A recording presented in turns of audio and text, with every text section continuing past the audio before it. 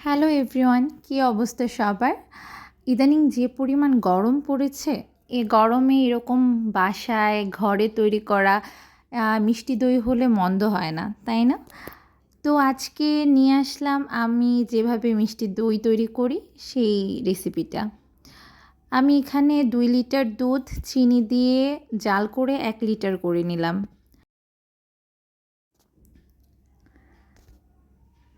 এরপর আমি চিনি দিয়ে একটা ক্যারামেল করে নিচ্ছি। এখানে আসলে দোকানে অনেকে রেড কালারটা ইউজ করে। ওটা আমার আসলে স্বাস্থ্যকর মনে হয় না। সেজন্য আসলে আমি ওই চিনি দিয়ে একটু ক্যারামেল করে নিই। দেন হচ্ছে এটা দুধ দিয়ে মিক্সড করে নিই। এটা অনবরত নাড়তে হবে, না হলে নিচে লেগে যাবে। দুধটাকে ভালো করে জাল করে এরপর হচ্ছে একটা কাপ বা চামচের দ্বারা কিছুক্ষণ ফেটিয়ে নিতে হবে। 1 কেজি দুধে 1 কাপ মিষ্টি দই ব্যবহার করলেই হবে। দেন আমি কিছু পাত্রে ঢেলে নিলাম দুধটা। রুমের এক কর্নারে একটু গরম জায়গায় রাখতে হবে।